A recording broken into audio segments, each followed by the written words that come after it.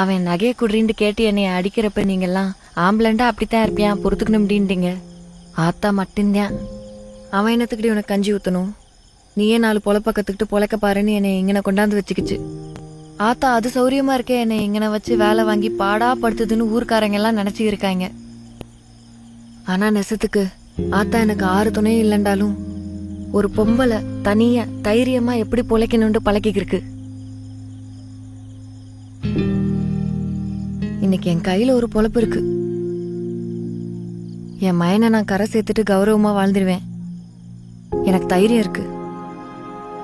இப்ப மட்டும் நான் அழுதேன். ஏண்டே நான் இல்லண்டா உனக்கு பொழைக்க தெரியாதாடே, அப்படியாடி நான் உன்னை வளர்த்தாண்டு ஆத்தா விளக்கு மாத்த எடுத்தே என்ன வெளுத்து புரும்.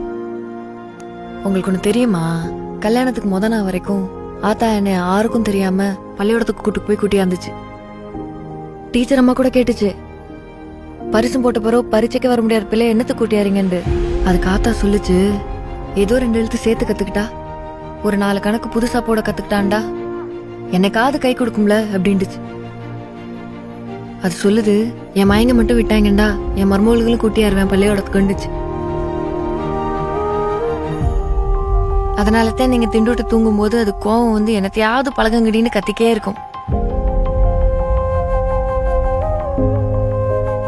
அதை என்னைய தவிர யாரும் சரியா புரிஞ்சுக்கல. அதுவும் யார்ட்டையும் அதெல்லாம் எதிர்பார்க்கல.